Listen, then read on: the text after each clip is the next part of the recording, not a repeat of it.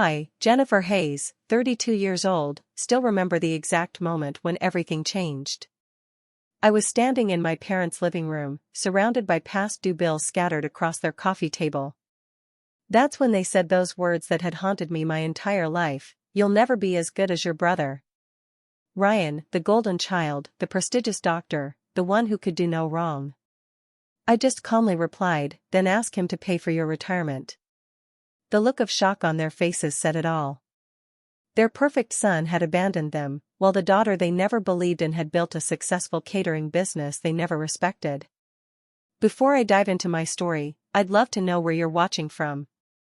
Drop your location in the comments, hit that like button, and subscribe if you want to hear more stories about standing up for yourself. Now, let me take you back to where it all began. Growing up in suburban Boston, my life was defined by one constant comparison. Why can't you be more like your brother? My father Harold was a successful attorney at a prominent law firm, and my mother Barbara was the principal of the local high school.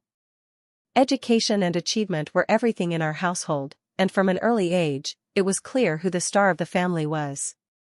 Ryan was 4 years older than me, and from the time I was about 5 or 6, I became acutely aware of the disparity in how we were treated. Our parents' faces would light up when Ryan brought home perfect report cards. They'd beam with pride when he won the county spelling bee 3 years in a row or when he took first place in statewide math competitions. Every achievement was celebrated with dinner at fancy restaurants, and his trophies occupied the most prominent spots in our living room. Meanwhile, I struggled with reading and writing. Numbers jumbled in my head, and no matter how hard I tried, I couldn't seem to get above a B- in most subjects. Years later, I would discover I had dyslexia, but at the time, all I knew was that I was a disappointment. "Jennifer, if you applied yourself like Ryan does, you could get these kinds of grades too," my mother would say, holding up his perfect report card. "He studies every night without being asked." What they didn't see was that I did try. I would stay up late with my textbooks, tears of frustration staining the pages as the letters seemed to swim before my eyes. But my efforts were never enough. The differences in how we were treated extended beyond academics. When Ryan expressed interest in science, my parents immediately bought him expensive microscopes and chemistry sets. When I discovered my love for cooking at age 11 and asked for cooking classes, my mother dismissed it. "Cooking is something you can learn at home for free," she said. "You should focus on improving your math scores instead." I still remember my 12th birthday. I had been looking forward to it for weeks, planning a small celebration with the few friends I had. My mother had promised to bake my favorite chocolate cake, and my father said he'd be home early from work. But the day before my birthday, Ryan qualified for the state debate competition. "We need to drive Ryan to Springfield for the competition," my mother announced. "We probably won't be back until late tomorrow. You can have your cake when we get back."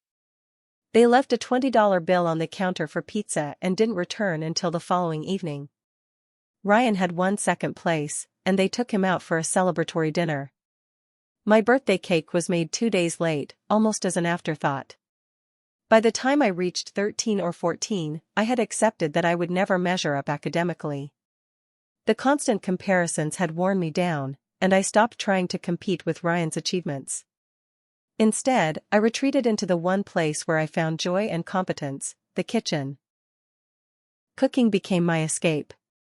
While my parents were attending Ryan's academic competitions or boasting about his accomplishments to friends, I would experiment with recipes. I started with simple cookies and gradually moved on to more complex dishes. There was something soothing about following steps in a recipe, seeing tangible results from my efforts, and creating something that brought pleasure to others, even if those others were rarely my parents. "It's nice that you have a hobby," my father would say when I presented a perfectly executed chocolate soufflé. "But don't let it distract you from your studies. You need to think about a real career." By high school, the patterns were firmly established. Ryan was heading toward medical school with unwavering parental support, while I was the afterthought, the one who would never quite measure up.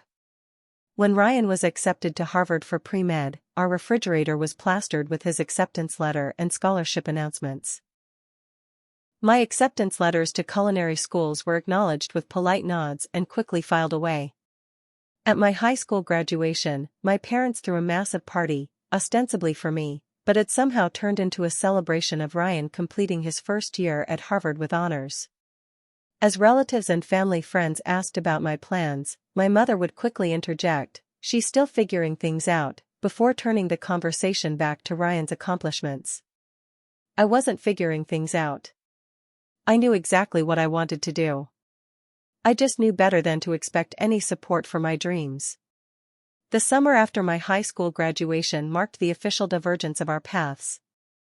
Ryan was heading into his sophomore year at Harvard, fully funded by our parents who had been saving for his education since before he was born. I had decided to attend the prestigious Sullivan Culinary Institute, but unlike Ryan, I would be going it alone. Culinary school is an expensive way to learn to cook, my father said when I showed him the tuition costs. Your brother is pursuing a career that will actually secure his future. We've already committed our education funds to his medical school plans. That night, I sat alone in my room, calculating how much I would need to borrow and how many hours I would need to work to make ends meet. I applied for every scholarship available, but still ended up taking out substantial student loans. I found a job as a barista at a cafe near campus for mornings and waited tables at a local restaurant on evenings and weekends. Between work and classes, I averaged about 5 hours of sleep per night. Meanwhile, Ryan's path was smoothly paved. During holiday breaks, my parents would gush about how well he was doing, how his professors were already recommending him for research opportunities, how he was on a fast track to the top medical schools in the country. "You know, Jennifer, it's not too late to transfer to a 4-year college," my mother suggested during one Thanksgiving dinner. "You could still pursue a more stable career." "I'm doing well in culinary school," I replied. "I'm in the top 10% of my class." "That's nice, dear," she said, before turning to my brother. "Ryan, tell everyone about that research paper you're co-authoring with your professor." Christmas of my second year at culinary school was particularly memorable. We were gathered around the dinner table when Ryan made his big announcement. "I've been accepted to Johns Hopkins School of Medicine," he said, grinning broadly. "Full scholarship." My parents erupted in cheers. My mother actually cried tears of joy. They spent the next hour discussing Ryan's bright future, the prestige of Johns Hopkins, and how proud they were of their son. When there was finally a lull in the conversation, I took a deep breath and shared my own news. "I made the dean's list this semester," I said. "And Chef Martin asked me to be his teaching assistant for the advanced pastry course next term." "That's nice," my father said with a polite nod. "Pass the potatoes, please." And just like that, the conversation moved on. My achievements weren't worth dwelling on, apparently. It was during this period that I met Chef Alicia Rivera, who would become my mentor and the first person who truly believed in my talent. Unlike my parents, she saw potential in me that had nothing to do with academics or comparing me to someone else. "You have a gift, Jennifer," she told me after watching me create an intricate sugar sculpture for a competition. "Your hands understand the properties of food in a way that can't be taught. Don't let anyone convince you that this isn't a worthwhile pursuit." Those words were like water in a desert. I had been so parched for validation that Chef Rivera's encouragement nearly brought me to tears. For the first time, someone was seeing me for me, not as Ryan's less accomplished sister. Despite her support, there were times when the weight of financial stress and my family's dismissal of my choices nearly crushed me. During my third year, after a particularly discouraging holiday visit home, I seriously considered dropping out. I called Chef Rivera in tears. "I don't know if I can do this anymore," I sobbed. "Maybe they're right. Maybe this is just a hobby, not a career." "Come to my restaurant tomorrow," she said firmly. "I want to show you something." The next day, she took me to the wall where she displayed reviews and acknowledgments of her work. Among them was a framed letter from a couple thanking her for their wedding cake, describing how it had brought their grandmother to tears because it reminded her of her homeland. "This is why we do what we do," Chef Rivera said. "Not for approval from people who don't understand, but for the joy we bring to those who appreciate our art. Your parents may never understand your choice, but that doesn't make it any less valuable. With her encouragement, I persevered. I discovered my specialty in desserts and pastry arts, winning several student competitions and even having one of my chocolate sculpture techniques published in a respected culinary journal. When graduation day finally arrived, I looked out into the audience. Ryan was absent, in the middle of his medical residency. My father had a last-minute work commitment. My mother attended but spent most of the ceremony checking her phone. The only person who seemed genuinely proud was my Aunt Kelly, my mother's younger sister, who had driven 3 hours to be there and brought me a beautiful set of professional knives as a graduation gift. In contrast, when Ryan graduated from medical school, my parents rented out an entire restaurant for a celebration. Extended family flew in from across the country. There was a professional photographer and a custom-made cake, not made by me, despite my offers. The emotional distance between my parents and me had grown into a chasm during these years. Our conversations became increasingly superficial, focusing on weather and general pleasantries rather than anything meaningful. They didn't really know me anymore, and honestly, I wasn't sure I knew them either. The day I landed my first job as a line cook at Mercado, a respected restaurant in Boston's South End, I called to share the news. My father's response was tepid at best. "Well, at least you're employed," he said. "Though I hope you're still considering other options for the long term." I wasn't. In fact, I was more certain than ever that I had found my path. And for the first time, I felt a genuine pride in my accomplishments that didn't depend on my parents' approval. My position at Mercado was far from glamorous. As a line cook, I worked grueling 70-hour weeks in a hot, cramped kitchen for barely above minimum wage. The executive chef was demanding and sometimes cruel, screaming at staff for the slightest mistakes. But I was learning, absorbing everything I could about running a professional kitchen and the business side of restaurants. It was there that I met Nathan, the restaurant's front-of-house manager. Unlike my family, Nathan saw my passion for food as a strength, not a frivolous hobby. We started dating after working together for 6 months, our relationship blooming amid the chaos of the restaurant business. Nathan had a business degree and experience in hospitality management. One night, after a particularly brutal shift, we sat at the bar after closing and started dreaming out loud. "What if we did our own thing?" he suggested. "You have the culinary talent, I know the business side. We could start small with catering." The idea took root, and over the next few months, we developed a business plan. When I finally gathered the courage to tell my parents about our plan, their reaction was predictably dismissive. "Catering?" my father scoffed. "That's even less stable than restaurant work. Do you know how many small businesses fail in the first year?" "And what about benefits?" my mother added. "Your brother's hospital position comes with excellent health insurance and retirement options." Despite their discouragement, Nathan and I pressed forward. We approached several banks for a small business loan, armed with our detailed business plan and projections. Rejection after rejection followed, many loan officers subtly suggesting that food service was too risky in an uncertain economy. Finally, Nathan approached his parents, who owned a successful landscaping business. They agreed to invest $25,000 to help us get started, on the condition that we develop a clear path to profitability within 2 years. We started small, working out of a rented commercial kitchen space that we could only afford to use during off hours. Our initial focus was corporate lunches and small private parties. I would prep food from 4 a.m. until noon, then Nathan would handle deliveries and service while I caught a few hours of sleep before starting prep for the next day. Those first 2 years were backbreaking. We reinvested every penny of profit into better equipment and marketing. There were nights I fell asleep with my hands still smelling of garlic and onions, too exhausted to even shower. We lived in a tiny apartment where the rent was cheap, saving every possible dollar for the business. Networking became our lifeline. We joined the local Chamber of Commerce, offered free samples at community events, and Nathan became a master at following up on every potential lead. Our breakthrough came when we catered a retirement party for a mid-level executive at a tech company. The company's CEO was so impressed with our food and service that he hired us for their annual holiday party, an event for 200 people that paid more than we'd earned in the previous 3 months combined. That single event allowed us to expand our operation and hire our first part-time employee. Word of mouth began to spread, particularly about my dessert presentations, which became our signature.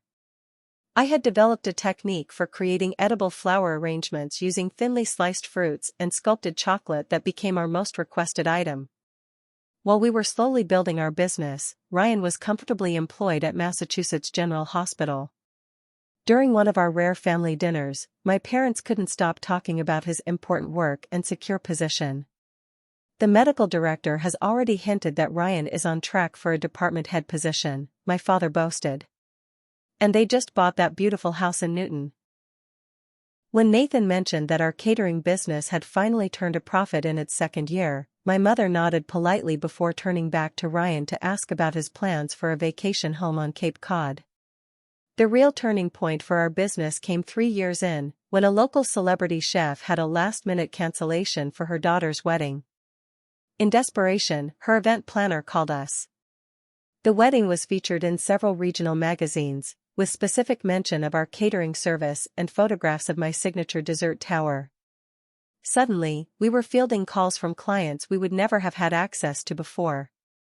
We expanded to a proper commercial kitchen space and hired 3 full-time staff members. Our calendar was booked months in advance, and we had to start turning down smaller events to focus on more profitable contracts. It was only then that my parents began to acknowledge my business as something more than a stopgap. My father actually called to congratulate me when we were mentioned in Boston Magazine's Best of Boston issue. I have to admit, I didn't think the catering business would last, he said. But it seems you've found a niche. Even this tepid approval came with a comparison. Of course, Ryan's annual salary is still quite a bit more than your company's revenue, he added. But it's good to see you finding your way. What he didn't understand was that I had long since stopped measuring my success against Ryan's. I was building something of my own, something that brought me joy and satisfaction beyond a paycheck. And I was doing it without the advantages Ryan had always enjoyed. By our 5th year in business, Hayes and Hart Catering, we had merged our names for the company, had grown to include a staff of 15, a fleet of delivery vehicles, and a reputation as one of the premier catering services in New England. We had expanded beyond corporate events and weddings to include product launches, charity galas, and even some celebrity parties. We bought our first home, a modest but charming colonial in a good neighborhood. It wasn't as grand as Ryan's mansion in Newton, but it was ours, paid for with the fruits of our own labor and determination. The success felt all the sweeter for having been achieved without my parents' support or approval.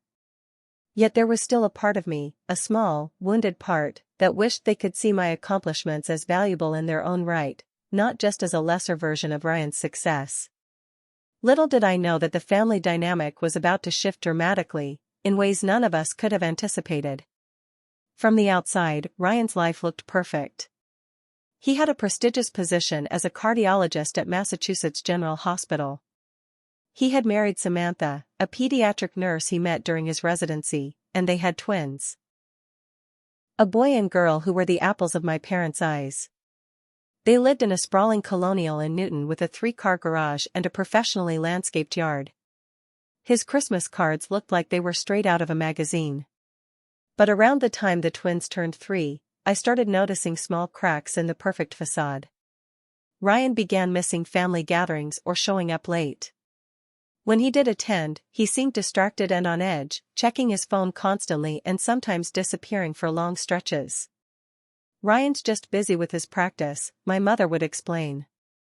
"You know how demanding medicine can be."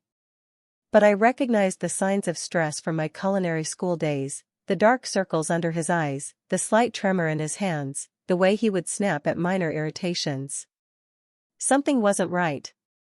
At Thanksgiving that year, Ryan and Samantha arrived separately. They barely spoke to each other throughout dinner, and I noticed Samantha watching Ryan carefully whenever he reached for a glass of wine. When I helped her clear the dishes, I tried to check in. "Is everything okay with you guys?" I asked quietly. "Fine," she said tersely. "Just busy with the kids and work." But her red-rimmed eyes told a different story. A few weeks later, I ran into Maria Sanchez, a family friend whose husband worked at the same hospital as Ryan. She asked me how Ryan was doing after everything, with a look of such concern that it stopped me cold. "What do you mean, after everything?" I asked. Maria looked uncomfortable. "Oh, I thought you knew about the incident at the hospital last month." She wouldn't elaborate, but her comment set off alarm bells. I tried calling Ryan directly, but he didn't pick up. Our relationship had never been close, especially after I moved out to attend culinary school, and now we spoke only at family gatherings. Still, he was my brother, and I was worried. My concern deepened when my mother called one Sunday afternoon, her voice tight with distress. "Ryan and Samantha are getting divorced," she said without preamble. "Samantha's taken the children to stay with her parents in Connecticut." "What happened?" I asked, genuinely shocked. Despite the tension I'd observed, divorce seemed extreme for a couple my parents had always held up as perfect. My mother was vague, mentioning irreconcilable differences and how Samantha just couldn't handle the pressure of being a doctor's wife. But something in her evasiveness made me suspicious. The truth came out a week later when Nathan and I met my Aunt Kelly for lunch. Unlike my parents, Kelly had always been straightforward and honest, even when the truth was uncomfortable. "Your brother has a gambling problem," she said bluntly. "It's been going on for years, apparently, but it got much worse in the last 18 months. Samantha found out he'd remortgaged their house to cover his debts without telling her." I was stunned. Ryan, the golden child, the perfect son, had a secret addiction that had been spiraling out of control while everyone was busy praising his success. Things unraveled quickly after that. Ryan was suspended from the hospital when he showed up for a surgery appearing impaired. The divorce became messy and expensive. The gambling debts turned out to be even more substantial than initially thought. He had borrowed money from loan sharks when legitimate lenders cut him off.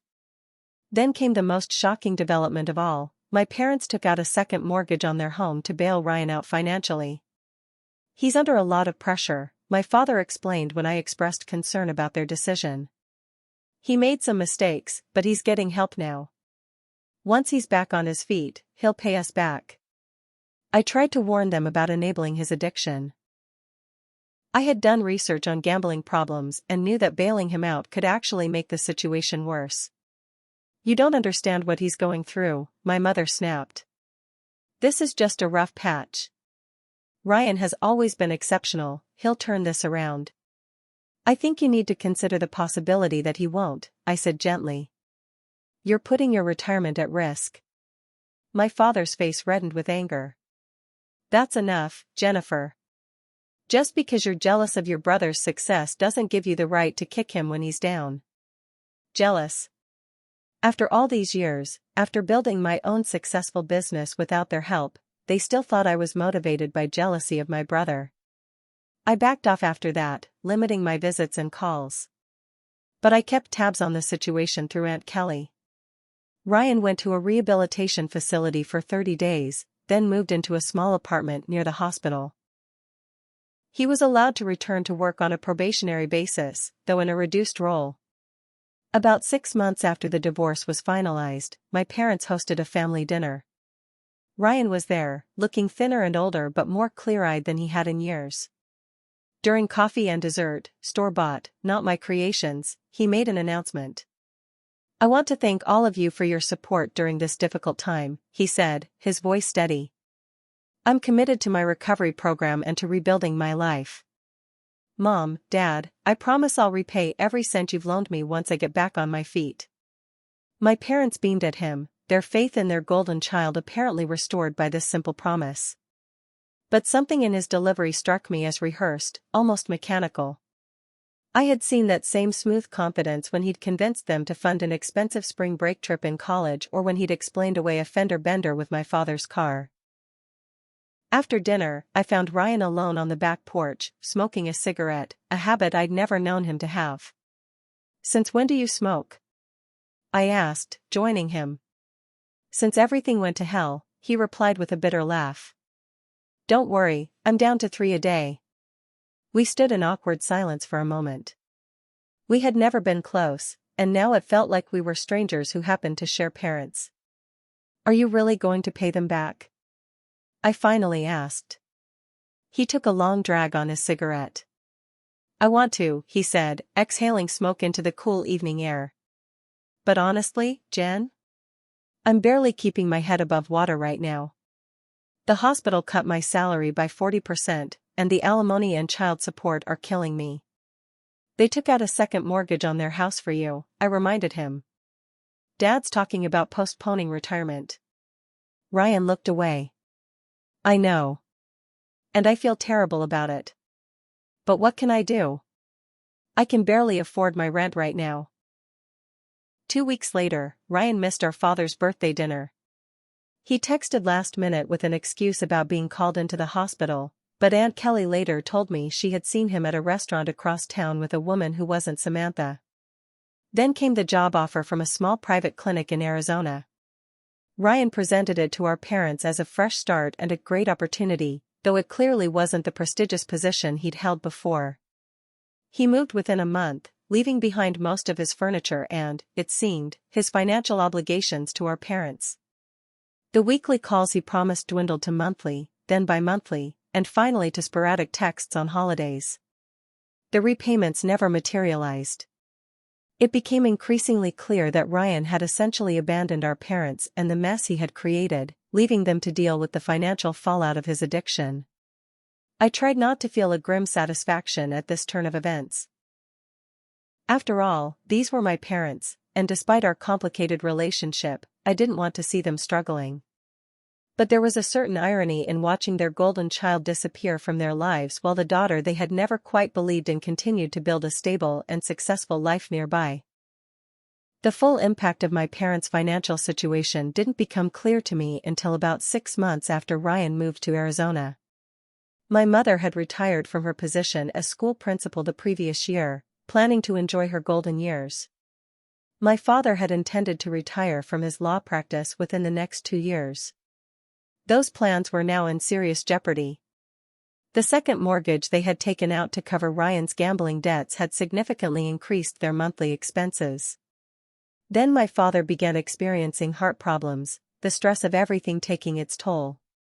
The medical bills not covered by insurance further strained their finances. My mother was forced to look for part-time work to help make ends meet, eventually taking a position as an administrative assistant at a local community college, a humbling step down for a woman who had once run an entire high school. Their beautiful colonial home, once immaculately maintained, began showing signs of neglect. The paint was peeling, the gutters sagging, and the once pristine garden was overgrown with weeds.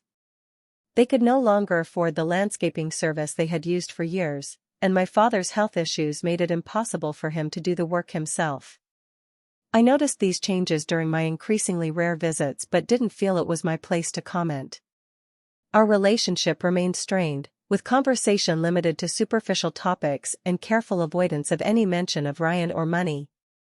Then came the call that would change everything. "Jennifer," my mother said, her voice unusually hesitant, "your father and I were wondering if you might come over this weekend. There's something important we need to discuss." When I arrived at their house that Saturday, I found them sitting at the kitchen table, a pile of papers spread out before them. Bills, bank statements, and what looked like past due notices from various creditors. "Thank you for coming," my father said formally, as if I were a business associate rather than his daughter. My mother got straight to the point. "We're having some financial difficulties," she admitted. "The medical bills, the second mortgage, it's all become a bit overwhelming. We've had to dip into our retirement savings," my father added. "At this rate, they'll be depleted within a few years." I sat down slowly, taking in the magnitude of their situation. "I'm sorry to hear that," I said carefully. "What are you considering doing?" They exchanged a look before my mother spoke again. We were hoping you might be able to help us. Just until we get back on our feet. The way she said it, the condescending tone, the implication that it was my duty despite years of being treated as second best, struck a nerve. But I kept my expression neutral. What kind of help are you looking for? I asked. Financial assistance, my father clarified. Perhaps a monthly contribution toward the mortgage. Or helping with your father's medical expenses. I noticed he was speaking about himself in the third person, a distancing technique he often used when uncomfortable. He slid a paper across the table, a detailed breakdown of their monthly shortfall. The amount they were asking for wasn't insignificant. It would impact my own financial plans, including the expansion of our catering business that Nathan and I had been saving for. This is a substantial commitment, I said. Nathan and I would need to discuss it. Well, I'm sure your business is doing well enough, my mother said with a dismissive wave. And it's not like you have children to support.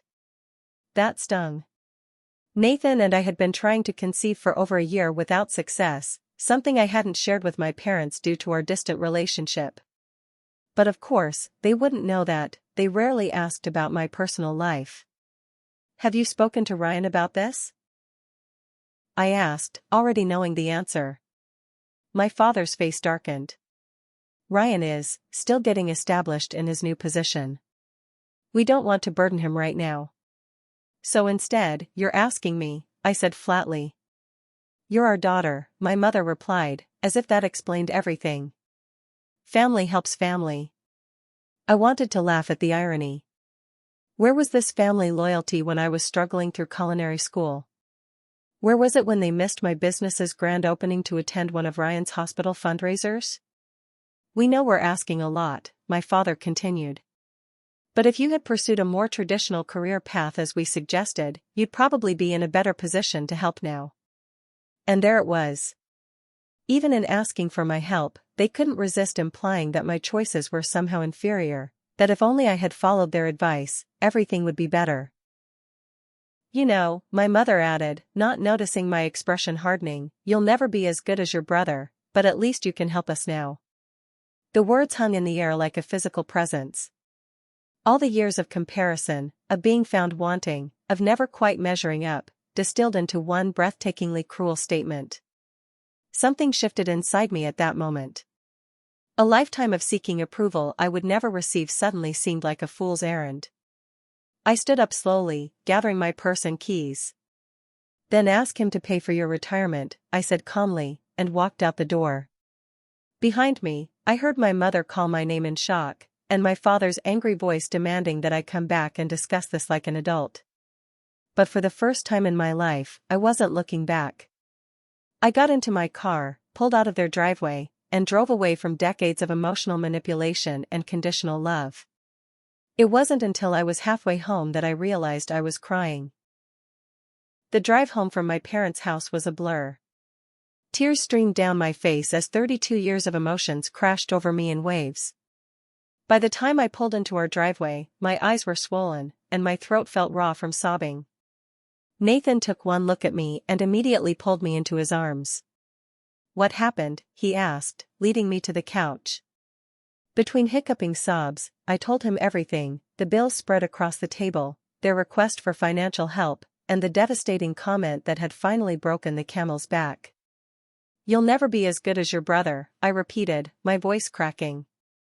After everything, after Ryan abandoned them, after we built this business from nothing, they still see me as the lesser child. Nathan's face darkened with anger as he listened. Unlike me, he had grown up in a supportive family where achievements were celebrated regardless of their nature. He had never fully understood the depth of my parents' favoritism until that moment. You don't owe them anything, he said firmly. Not after how they've treated you. But even as he said it, I felt the pull of guilt and obligation that had been instilled in me since childhood. These were my parents, after all. Despite everything, I couldn't simply wash my hands of them. I don't know what to do, I admitted. Part of me wants to cut them off completely. But another part feels terrible for walking out like that. The week that followed was one of intense emotional turmoil. My phone filled with voicemails from my parents, my mother tearful, my father angry, both demanding that I call them back to discuss things reasonably. I couldn't bring myself to listen to most of them, letting Nathan screen the messages instead. "They're not apologizing," he reported after listening to the latest batch. "They're just saying you're being dramatic and ungrateful." Despite their reaction, I couldn't stop thinking about their situation. Whatever their flaws as parents, I didn't want them to lose their home or for my father's health to deteriorate further due to financial stress. After several days of reflection, I scheduled a meeting with our financial advisor, Diane Porter. I needed an objective assessment of what I could realistically do, if anything, to help my parents without jeopardizing my own financial security or enabling their continued favoritism. "Based on your current situation and future goals, you could afford to help them with about half of what they're asking for," Diane concluded after reviewing our finances. "But I'd strongly recommend setting clear boundaries and terms if you choose to do so." Armed with this information and after many long discussions with Nathan, I made my decision. I would offer limited financial assistance, but it would come with conditions. Not out of spite, but out of a genuine desire to address the underlying family dynamics that had led to this situation. 1 week after walking out of their house, I returned. This time, Nathan came with me, a united front and a source of strength. My parents seemed surprised to see us both but invited us in with stiff politeness. We sat in the living room, the atmosphere tense and uncomfortable. "I've thought a lot about your situation," I began carefully. "And I am willing to help, to a degree. But I have terms." My father frowned. "Terms? What kind of terms?" "First, my financial assistance will cover half of what you requested, not the full amount. Nathan and I have our own future to consider." My mother started to protest, but I held up my hand. "Second, and most importantly, I want us to attend family therapy together." The silence that followed was deafening. "Therapy?" my father finally sputtered. "That's ridiculous. We don't need some stranger poking around in our private family matters." "That's my condition," I said firmly. "I'm not just giving you money to maintain a relationship that has been hurtful to me for decades. If you want my help, we need to address the underlying issues." "What underlying issues?" my mother asked defensively. "We've always supported both our children." Rather than argue, I walked to the hallway closet where they kept old photo albums. I pulled out 3, one from my high school years, one from college, and one from the last 5 years. I laid them on the coffee table and opened them one by one. "Look at these," I said. "Really look." The albums told the story better than my words ever could. Page after page of Ryan's achievements, celebrations, and milestones. Me, when I appeared at all, was often in the background or in group shots. My culinary school graduation was represented by a single photo, while Ryan's medical school graduation had an entire album dedicated to it. "This is how it's always been," I said quietly. Ryan was the star, and I was the afterthought. "I built my business without your emotional or financial support, while you funded every step of Ryan's education and career. And even now, when he's abandoned his responsibilities to you, you're still comparing me unfavorably to him." My mother's eyes filled with tears as she slowly turned the pages of the albums. My father looked away, his jaw tight. "We never meant to make you feel that way," my mother finally said, her voice small. "We just had such high hopes for both of you." "No," I corrected her gently but firmly. "You had high hopes for Ryan. For me, you had disappointment that I wasn't more like him." My father started to object, but Nathan spoke up for the first time. "Sir, with all due respect, Jennifer has spent her entire life trying to earn your approval. She's built a successful business that employs 15 people and has been recognized as one of the top catering services in New England. Yet when you needed financial help, you still couldn't resist telling her she'd never be as good as her brother, the same brother who took your money and disappeared." My father's face flushed with anger, but there was something else there too, a flicker of recognition, perhaps even shame. "We did what we thought was best," he said defensively, but with less conviction. I'm sure you did, I acknowledged. But your best has hurt me deeply. And if we're going to move forward, if I'm going to help you financially, we need to address that hurt with professional guidance. In the end, their financial reality won out over my father's pride. They agreed to my terms, though my father made it clear he was doing so under protest. The first therapy session with Dr. Mitchell Lawrence was painfully awkward. My father sat with his arms crossed, answering questions with minimal words. My mother oscillated between defensive justifications and tearful apologies. I found myself unexpectedly tongue-tied when asked to articulate decades of complicated feelings. But by the third session, something began to shift. My mother revealed that her own parents had valued academic achievement above all else, leading her to internalize the belief that anything less than academic excellence was failure.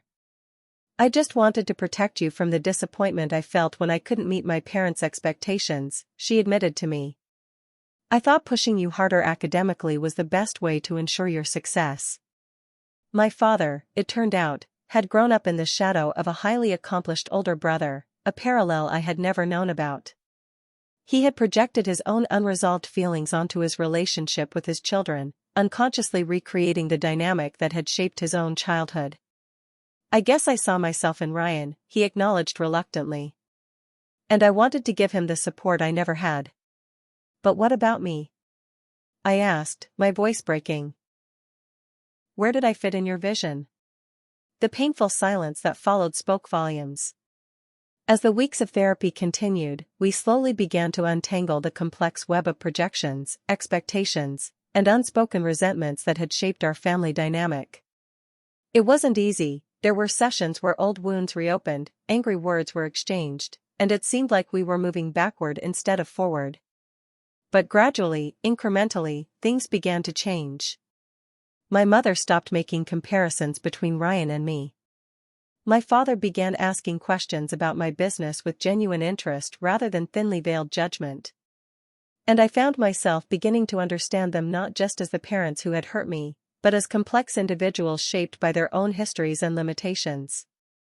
Understanding didn't erase the pain of the past, but it helped me contextualize it in a way that felt less personally devastating. Forgiveness doesn't mean forgetting or excusing, Dr. Lawrence told me during one particularly difficult session. It means choosing to release yourself from the burden of resentment and anger. I wasn't sure if I was ready for forgiveness yet, but I was beginning to see a path toward it, a path that hadn't been visible to me before. Through it all, Nathan remained my rock, offering unwavering support while encouraging me to maintain the boundaries I needed for my own emotional health. And slowly, session by session, conversation by conversation, my relationship with my parents began to evolve into something new, not perfect, not without complications, but more honest than it had ever been before.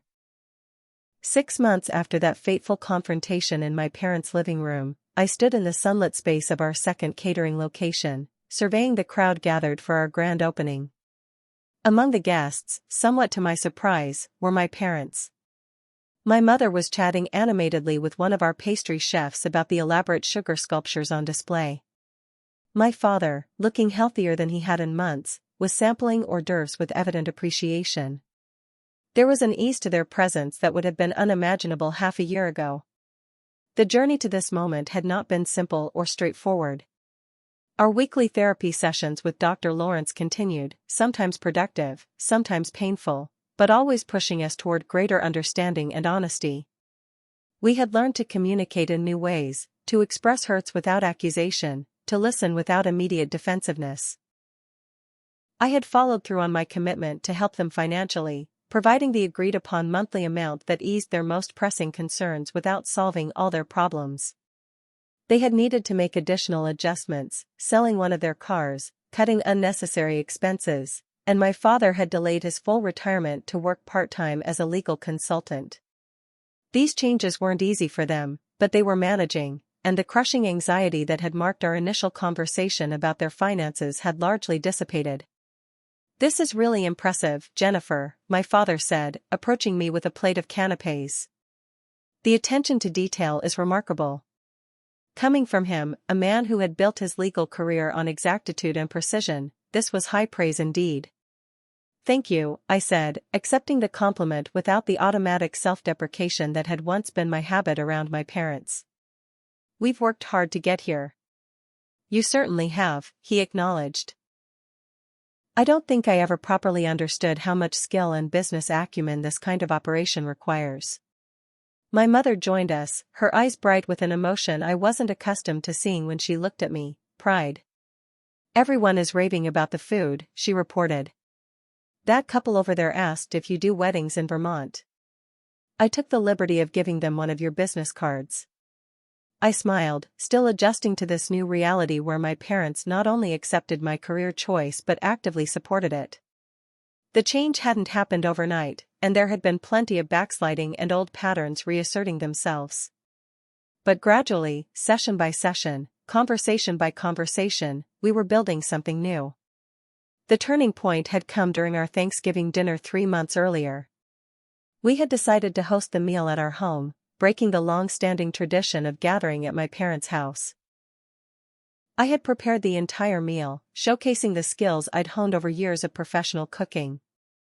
As we sat around the table, my father had cleared his throat and raised his glass. I had tensed, half expecting some backhanded compliment about how nicely I'd managed despite my unconventional career path. Instead, he'd looked me directly in the eye. I owe you an apology, Jennifer, he'd said, his voice thick with emotion. I've spent too many years measuring your worth by standards that never made sense for you. I was wrong, and I'm sorry. The simple acknowledgement, so long awaited, so desperately needed, had brought tears to my eyes. It wasn't a magical fix for decades of hurt, but it was a genuine step toward healing. As for Ryan, he remained a complicated figure in our family narrative. He had resurfaced briefly around Christmas, calling our parents with vague promises about visiting and finally beginning to repay what he owed. The promises remained unfulfilled, but I had noticed my parents' reactions shifting. They still expressed concern for him, but the blind adoration and excuses had given way to a more clear-eyed assessment of his choices and their consequences. After much reflection, I had decided to reach out to Ryan. Not from a place of rivalry or resentment, but from a genuine desire to understand my brother beyond the golden child pedestal our parents had placed him on. We had met for coffee during his brief visit home, an awkward encounter at first. Years of being pitted against each other, intentionally or not, had created a chasm between us that seemed almost impossible to bridge. I don't know how to be your brother, he'd admitted after several minutes of stilted small talk. We've never really known each other outside of mom and dad's comparisons. I'd like to try, I'd replied. Not because we're obligated by blood, but because I think there might be value in understanding each other better. It was a tentative beginning, with no guarantees of a close sibling relationship emerging. But it was honest, and after decades of living in the shadow of idealized versions of each other, honesty felt revolutionary. The journey of forgiveness, of my parents, of Ryan, and perhaps most importantly, of myself for seeking validation where it wasn't freely given, was ongoing. There were still moments when old hurts resurged, when a careless comment triggered decades of accumulated pain. But I was learning that forgiveness wasn't a destination but a practice, one that served my healing more than anyone else's absolution. Nathan slipped his arm around my waist, pulling me back to the present moment. Your parents seem to be enjoying themselves, he observed. They do, I agreed. It's strange but nice. You've changed the pattern, he said, kissing my temple. That's no small thing. He was right. The generational pattern of conditional love and impossible expectations that had shaped my parents' childhoods and then my own, I had refused to perpetuate it. As Nathan and I continued our journey toward starting our own family, I was determined to create a home where accomplishments were celebrated without comparison, where passion was valued regardless of its form, where love wasn't something to be earned through achievement but given freely as a birthright. The grand opening continued around us, a tangible symbol of success on my own terms.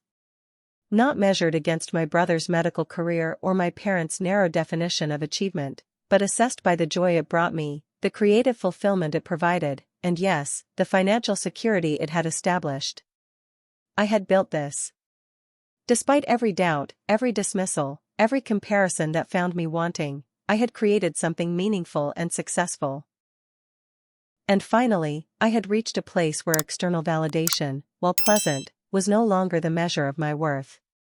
Have you ever had to stand up to family members who constantly compared you to others? How did you handle it? I'd love to hear your revenge stories in the comments below. If you found value in my journey, please hit that like button and subscribe to hear more stories about setting boundaries and finding success on your own terms. Remember, sometimes the most loving thing you can do, for yourself and others, is to refuse to accept treatment that diminishes your worth. Thank you for listening, and I wish you courage on your own journey of self-discovery and boundary setting.